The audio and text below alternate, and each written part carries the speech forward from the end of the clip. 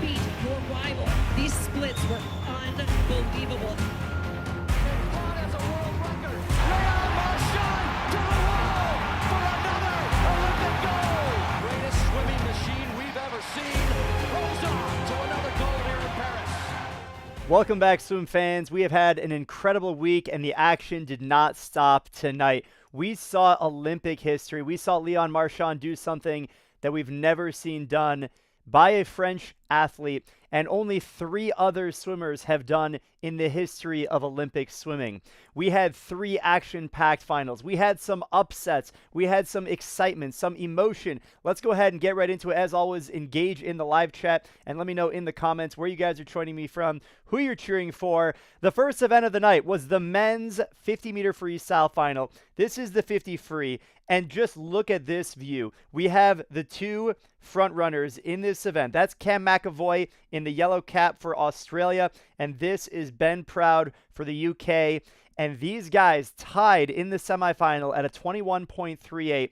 We also have the defending Olympic gold medalist in this event. That's Caleb Dressel for the United States of America. He's off screen on the outside lane. Remember, we go prelims in the morning, semifinal in the evening, and then the top 8 from those 2 semifinals race in the final the following day. You can only imagine the intensity, the testosterone in the ready room as these guys are walking out. And can you just imagine walking out to this venue? We also got to keep an eye on the outside lane. That's Florent Manodou. He has medaled in this event since 2012, which sounds ridiculous. Think about what were you doing in 2012? And this guy won the Olympic gold medal in 2012. Then he medaled in 2016 in Rio. Then in Tokyo he medaled. He retired. He came back, and here he is in front of his home country. This was a race for the ages. There's Manodou, who I was just talking about. We got Dressel, the Olympic champion, right there. These 2 guys tied in the semifinal. They were both a 21.38. You know it's anyone's race. Even Leandro for Canada has been an absolute stud in the last couple of years.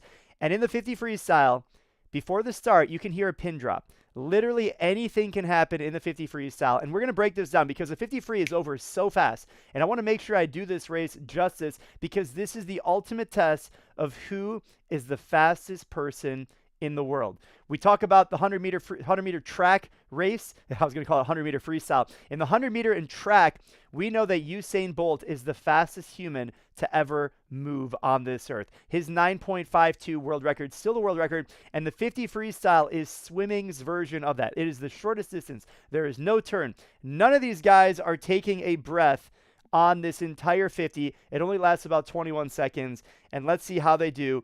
Into the water, this is the start. Remember, we're at 4.7 seconds. This is the 15-meter line, and they're breaking 15 meters in less than 5 seconds. That's how fast they're moving. If you had from the overhead view, you'll see the pace. They're moving over 2 meters per second at this point in the race, and this is the overhead shot. We're at 9.8 seconds in. This is 25 meters of the pool, and as you can see, it's almost anyone's race, but Cam McAvoy from Australia is starting to make a move. You know who else looks really good? This is Caleb Dressel out there in the second lane over from the side. But at this point, it's pretty much anyone's race. And to think we're already halfway through the race and anyone can win it. As we move through the race, we can actually see the world record line, which we rarely ever see at these games because the pool hasn't been too fast. But although we saw a world record just the other day from Pan, and you can start to see, look at the speed. This is McAvoy right there. If you notice the speed, he's moving at over 2 meters per second. This is Ben Proud. Remember, these 2 guys tied in the semifinal, and look who's sneaking up there in the top lane. That's Florent Manodou from France, and if he gets on the podium, you know the place is going to erupt because he will not only be podium for this home country, but also be winning medals across 4 Olympic Games. That is insane. And guess what happens at the finish? We're getting close to the wall. The world record's not going to happen, but look who it is into the finish. What's it going to be? Yes, it is those 3 that come into the finish. It's McAvoy from Australia. He is the fastest man in the world, and he is Olympic champion. How about that? Look at that smile on his face. Look how happy he is. He is a happy camper. I mean, wouldn't you be happy if you won the Olympics in the 50 freestyle? You are the fastest man in the world. That's pretty remarkable. And how about Flo Manodou? He's basically celebrating as if he won the event, because just getting on the podium in front of your home country, you can imagine the intensity, the hype, how loud it was when he walked out. He's basically a showman. He's putting on a show. If you guys don't follow him on Instagram, check out the madness that he's doing. Make sure you follow me on Instagram too. I'm not quite as ridiculous as this guy, but I can give you guys some good insights into the sport of swimming through my perspective. But when you see this guy out there, he is making a statement, and you can see how appreciative he is. Look at that. Oh, isn't that cute? Look at that. He loves his fellow French people, and he should. He just medaled at 2012, 2016, Tokyo, and now in France, in Paris. Here again from the finish, you can see just how close it is. It comes down to a touch. This is McAvoy. You wonder what these people are doing. Like, these are the officials. Their job is to make sure that they finish the race. Well, yeah, no crap, they touched the wall. They're moving 2 meters per second. Are you kidding me? This is Ben Proud. You can see the margin, right? This is the distance from the touch, and you can see this is the spread. Now, in a second, I'm going to put on the results right here, and you can actually see just how close that is. That is what 0.05 looks like. If you want a better look at it, let's zoom in here. This is 0.05, the difference between first and second, and we had it right here on this last slide. Let me zoom in. You can see it right here. This is the oh, there it is. This is the difference. This is 0.05. You can not get that much closer than this. Obviously, there's 100th of a second, and there's tying, and these guys tied in the semifinal, and it wasn't that much different. And as you look at the final result, they did go a little bit faster. There's Manadou, but look how close it was even to get on the podium. Josh Liendo from Canada, that would have been something if he was able to squeeze in. And the big upset, of course, is Caleb Dressel, the defending Olympic gold medalist in this event, did not get on the podium. He swam a 21.6. You know, even though we say the pool is slow, when you look at this, I mean, to be 0.4 off the fastest, if you guys were wondering what he went, Caleb Dressel has been a 21.0, and that's his best time, or 21.1. Correct me in the comments. So unfortunate to see that, but this is sport, and this is what great racing is all about. So congratulations to, yeah, if you look at Manadou, it's as if he won. He was so happy. He was so enthusiastic, and he was really feeling the energy. Yep, he killed it. Manadou is out there having a good time. Yep, I love it. Josh Liendo did well for Canada. Yeah, we would have loved to have seen, you know, he's been really come onto the scene in the NCAA circuit. We've seen how well he's done internationally. He's been able to put it together long course.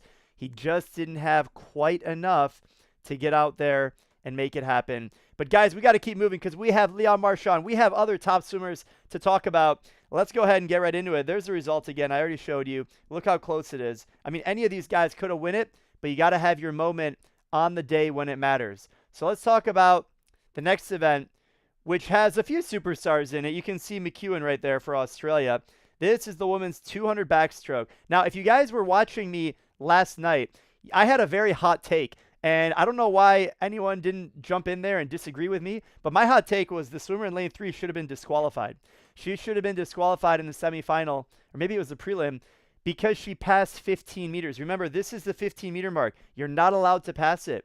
And the fact that we did not call that, or when I say we, the officials, all those people standing around the pool, like there's literally an official for every single lane, and there's an official. You can see him right there. He's standing right there. There's an official there. There's an official there.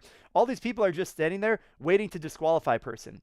And this individual, I'm calling them out. I don't even know who this person is, but you know, out of respect for the other athletes, you know, someone would have popped in. I think it was a French swimmer would have popped into this final, and she should have been disqualified. There's no question about it. And here she is, has an opportunity to win Olympic gold. Can you believe that? It's crazy. Anyway, McEwen is right there. She's the person to watch. The 200 backstroke.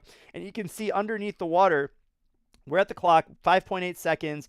This is that 15-meter mark that you have to pop up before. And you can see the breakout. I love this shot. You can see that initial breakout, how she really reaches deep. And that's the fastest part of the race. The 15-meter rule is there for a reason because it is so fast underneath the water. But how about this? Off to an early start. This is Kylie Massey from Canada making some noise here for Canada. And she had some early speed. She just missed the podium in the 100 backstroke. She was 4th. And you can see McEwen, though, starting to make her move. We're still early in the race. But if you keep watching here, we're actually ahead of the world record line. This is Reagan Smith. Keep an eye on her. And this is rare that you see athletes at this pool in the Paris Olympics ahead of the world record line. We saw one world record and it looks like that's probably going to be the only world record of these Olympics. We have a big event coming up with Leon Marchand, the legend.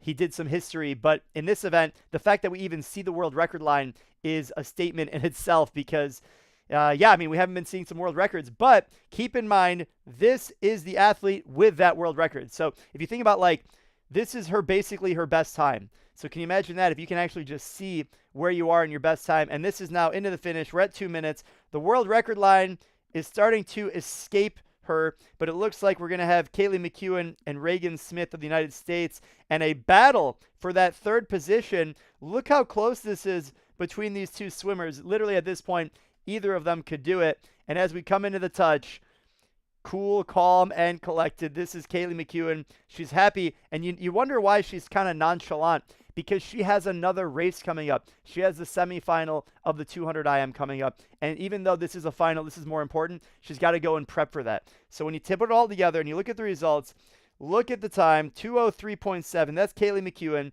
An Olympic record, so it's a big deal. It's not a world record. She holds a world record. If you guys remember the great Missy Franklin of the United States, she was a 2:04, and that world record was blazing fast. She absolutely destroyed whatever the world record was before that. And even to see Reagan Smith right there, that's a pretty good swim for Reagan Smith. Look how close it was to get on the podium.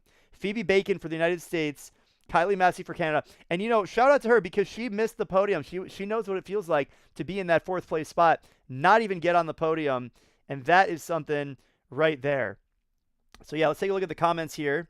See what we got. Agreed. Missing that 15 violation was inexcusable. Yeah, I mean, guys, this is the Olympics. Like, literally, this is the Olympics, and someone passes 15 meters by half a body length. And then what? Were you eating popcorn? Like, I know the racing is good, but you have one job. And then to make it even, the reason why I'm heated about this isn't like 100 years ago where, like, you depend on the one official. It's like, oh, I didn't see it. There's a camera for video review anytime there's any, like, oh, did we miss it? And then they can just go and watch the footage. So it's like, what are we doing? We have cameras everywhere. There's like so many people walking around. The fact that like millions of people also saw it and they can go and rewatch the footage and everyone be like, oh yeah, she passed 15 meters. Wow. That is insane. Anyway, I'm done with my rant. Maybe my rants will come back.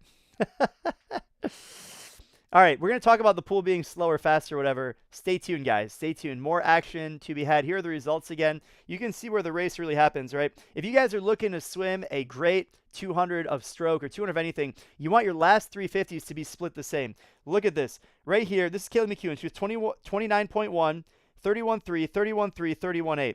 She died a little bit at the end, or she knew she was going to win it and she was trying to save her legs a little bit and not really push herself to death because she knew she had to swim the 200 IM. I think it's probably the first part. She probably just died on her own. She wasn't, savvy enough to. It's backstroke, right? You don't know where everyone is, so it doesn't make sense to let off the gas. This is probably all she had left in the tank. And actually, I'm curious. Let's take a look at how she split in the world record. She was a 131.8 at the 150 mark. 131.8. So basically, the difference between this swim and her world record swim was this last 50 right here. She fell off the bandwagon just a little bit. Even though she fell off of her own split on that last 50, she basically maintained a perfect 31.3. It must have been for her world record. But look at everyone else on that last 50. I mean, that's remarkable that she could do a 31 point even here, let alone for her world record. I think that's pretty cool. If you're a data nerd like myself, you like to geek out about this stuff. And you can see that's the difference in her split, right? That's how you go that. Oh, there's Missy Franklin's time. Yeah, 2:04. That's insane. Look at Reagan Smith right there as well with that 2:04.2. Crazy, crazy, crazy, crazy. Now we have the swim of the night. This was the men's 200 individual medley where we get to see France's homeboy, Leon Marchand, take down the world in the 200 IM. Ladies and gentlemen, this man is unbelievable. On the first night, he almost breaks the world record. He breaks the Olympic record in the 400 IM. Then he dethrones the defending Olympic champion in the 200 butterfly. Then he dethrones the defending Olympic champion in the 200 breaststroke like an hour and a half later. So he's got 3 for 3 individual golds. And tonight, arguably his best event. The 4 IM is probably best event. This event is probably second. And now he's going for 4 for 4. And the place just erupts with noise. It is so loud in there. everyone's going nuts. Everyone people are watching this event from all over the country. I even messaged a few of my friends who are in France or they're from France, and they're telling me this guy is the pride and joy of France. I mean, let's go ahead and break it into the race. Let's look at the lane assignments first. We've got Marchand. He's in lane 4 for France, and he is the number 1 qualifier from the semifinal. That is why he is in lane 4. You can see him cool, calm, and collected right there, getting ready. He's not even looking at the pool. He knows where the pool is. He's been in the pool several times. He's very familiar with lane 4. He's very familiar with winning events at this pool. He's very familiar with dethroning Olympic champions in this pool, quite frankly. And so everyone expects him to win this event. The real question is, will he break the world record? And this is the infamous world record by Ryan Lochte. It's a world record that Michael Phelps was never able to break. It's a world record that countless other top swimmers in this event have never been able to do it. Can Leon Marchand do it right here? That's where he is. Let's see what he can do. I love this underwater shot. You can see how good he looks. Look at that streamline. This is Marchand right there. This is Carson Foster from the United States. They're approaching 15 meters. This is the 15-meter mark. You can see where the color of the lane line changes. These guys are at about 5 seconds. They're hitting 15 meters. And now, very early in the race, we're about 16 seconds in. Marchand has a great start. There he is right there. This swimmer from China is giving him a good push. Also from Japan. This is a very international field. We've seen swimmers come and go in this, but that Ryan Lochte world record has been so persistent for such a long time. No one's been able to break it, even the great Michael Phelps. Can he do it in front of his home crowd? That is the question. We can see the world record line. Now, it's important to remember, this world record line is not Leon Marchand. Leon Marchand owns the world record in the 400 IM, not in the 200 IM. This is Ryan Lochte's world record that you see right there, and boy, is he inching up to it. We see we're at 40 seconds on the shot clock, and let's go ahead and look what happens into the breaststroke. He is chasing the world record line, and every time he takes a breath, the crowd is going insane. They're literally losing it. The heart rate of everyone in the audience, 15,000 people screaming, jumping up and down. Half the people don't even know anything about swimming. They don't care. All they know is he's above the water. That means we yell. He goes underwater. That means we're quiet. He goes above the water. We yell. I don't even know if people realize the stakes of this world record, but they just want to see their homeboy win a gold medal, bring it home for his country. And now as we go, look at the clock, 1:13.8. Now let's just fast forward like 5 seconds as he gets close to the wall. Look at what happens to him and this world record line. Look what happens. He is now ahead of the world record line. And look, we literally just went to 1:23. So we go from 1:13 to 1:23. We just added 10 seconds. He is now approaching the 1:50 mark. Remember, 200 IM is butterfly, backstroke, breaststroke, freestyle. We are on like 3 of 4 of the 200 IM. He is now just barely ahead of this world record line.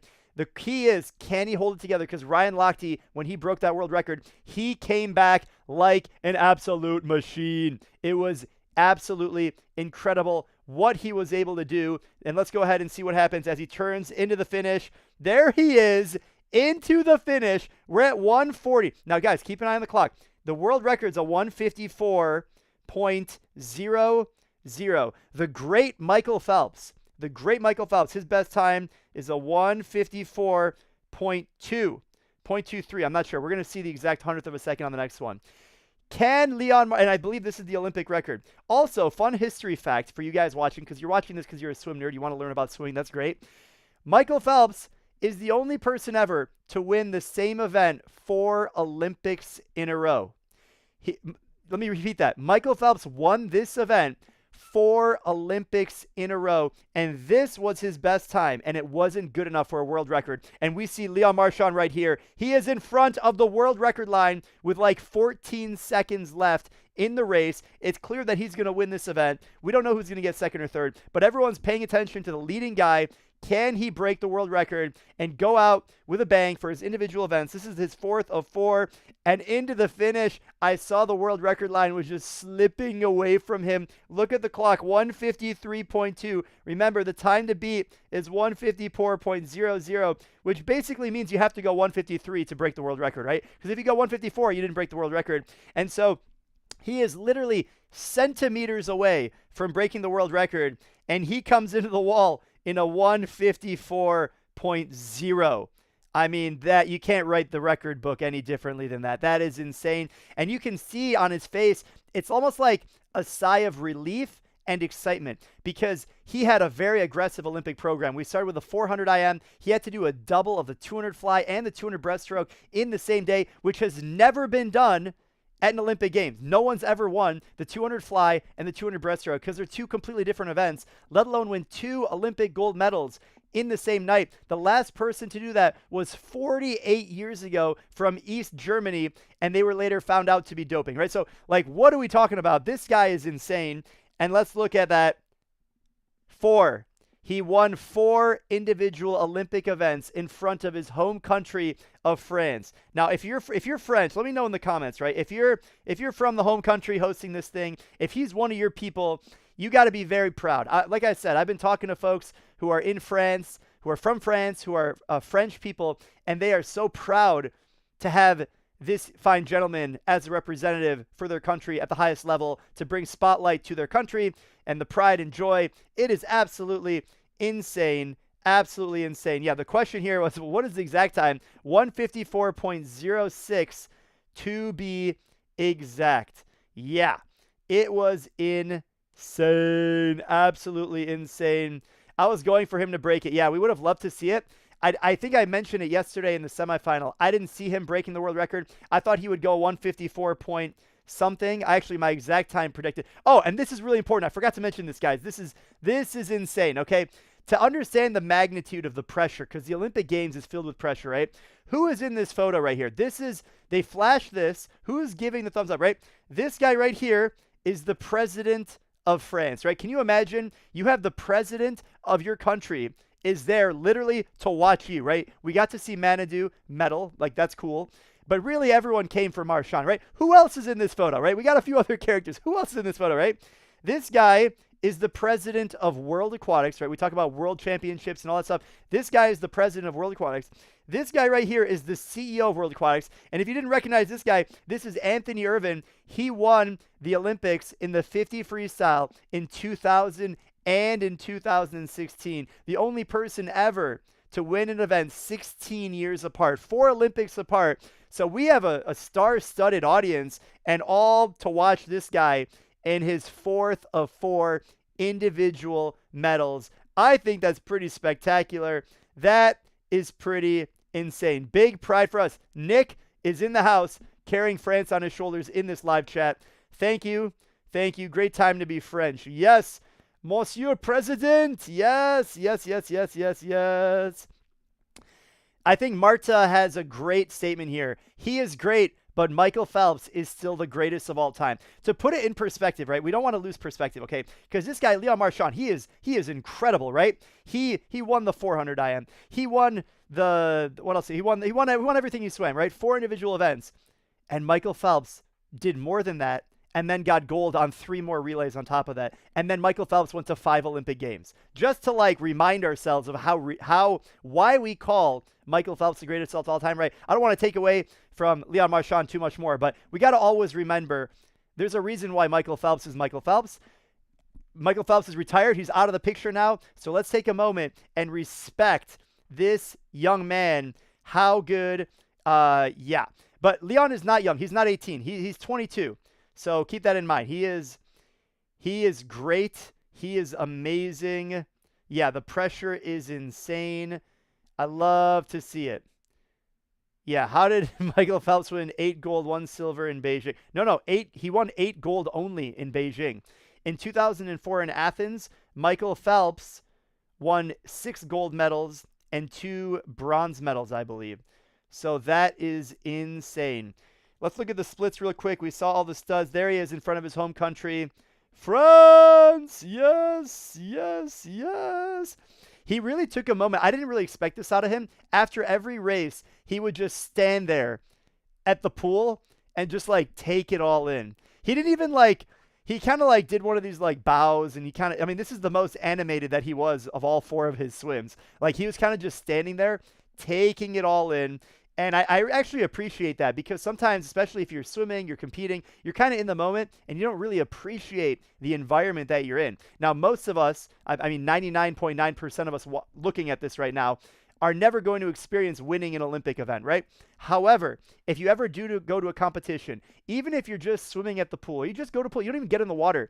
Just appreciate the fact that, this is a whole venue built around a swimming pool. Whether it can fit 15 people or 15,000 people, just enjoy the moment, live in the moment, breathe the chlorine, engage with the experience, and that is amazing. Perfect body shape. Yeah, the dude is really lean. He is skinny. It's why he's able to cut through the water like a torpedo.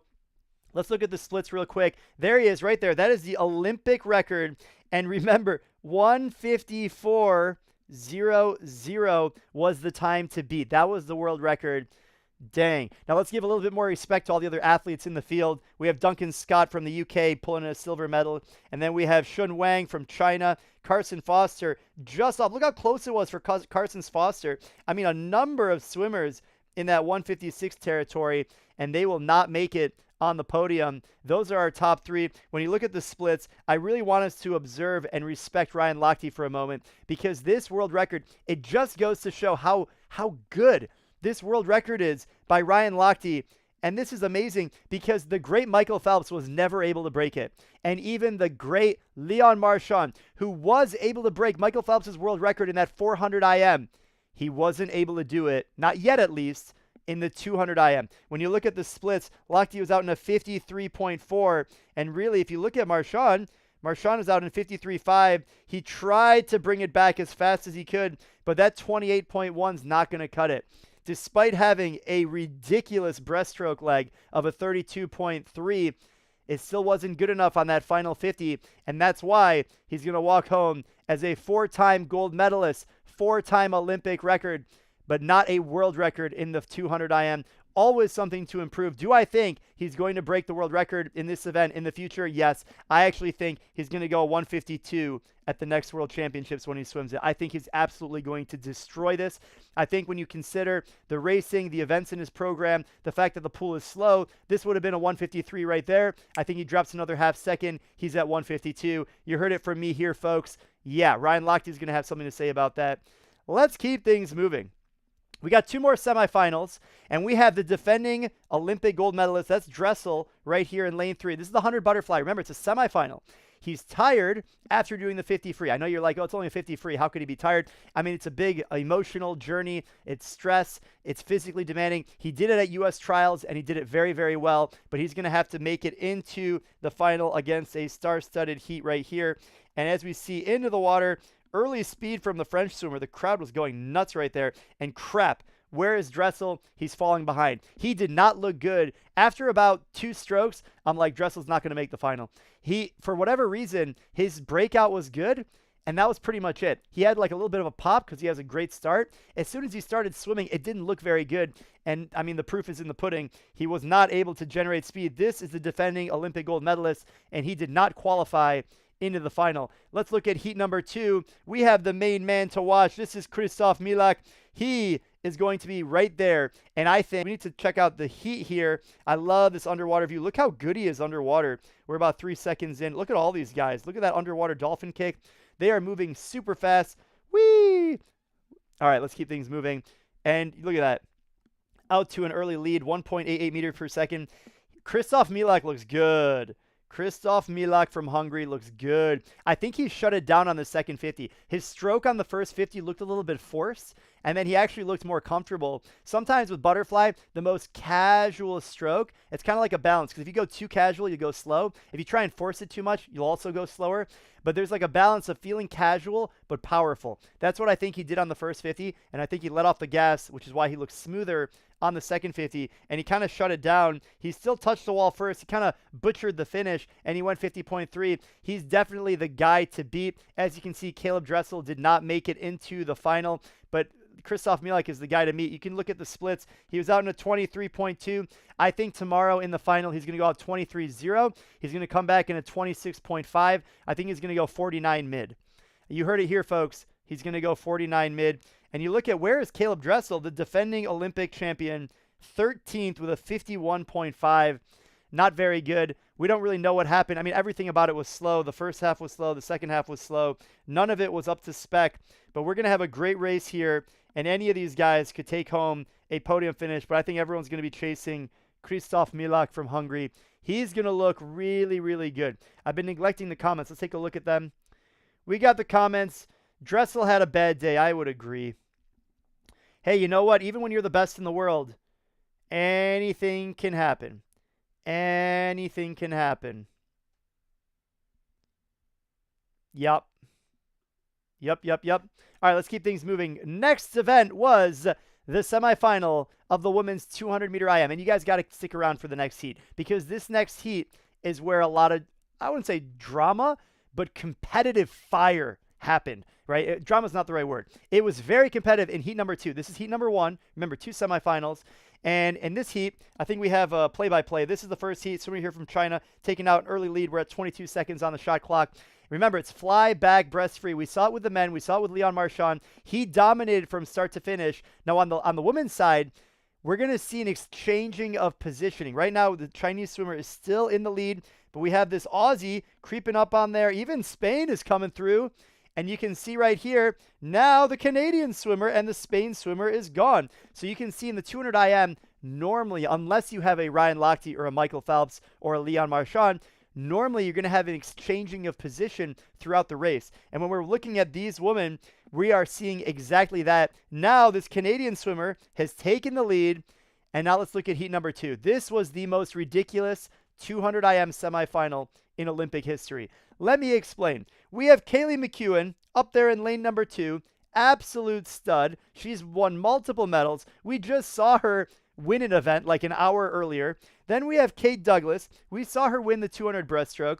We've seen her on the podium in this event at the last Olympics. We have Summer McIntosh. We've seen her on multiple podiums. She is a gold medalist. She is the world record holder in the 400 IM, so obviously she's going to be good at the 200 IM. Then we have Alex Walsh, who was on the podium, or I believe she is fresh because she didn't swim any other event at these Olympics. She's literally fresh. And so between these 4, wow. Yes, Walsh was on the podium in the last Olympics. I'm just trying to remember what the podium positioning was.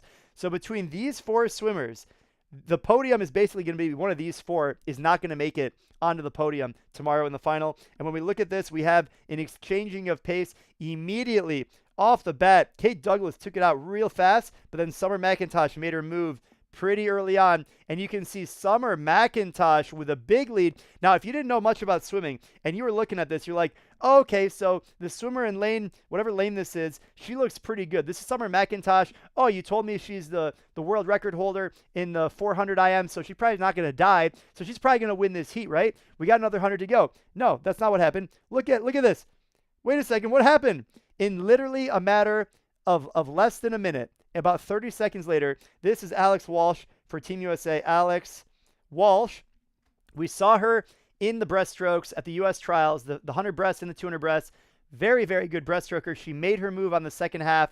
And you can see here, this is Kate Douglas. She's also a great breaststroker, but maybe she was saving a little bit for tomorrow. And we're going to see something unfold in the final. Look at the clock. We're at 1:36, and let's see how they finish off. Now, look who made a move. Kate Douglas made a move, and Summer McIntosh looks like she's fallen behind. But look at this. This is Alex Walsh. Alex Walsh is looking really good. As you can see in the 200 IM, you have a changing of positioning happening every 10 to 15 seconds, and that's really, really exciting. And guess what? Tomorrow, we're going to see the exact same thing play out, but they're all going to be trying 100%. Because remember, this is a semifinal. They're not trying to fully show their cards. They don't even have to. There's no point to waste your energy to show the field what you're capable of, because the worst thing is you go slower in the final than you do in the semifinal. And the fact that these 3 specifically, these 3 right here, are so good, they don't have to go 100% just to make it. Kaylee McEwen, on the other hand, this is an off event for her. She needs to pick up her stuff if she wants to get into the wall and actually make it into the final. And when we look at the final results,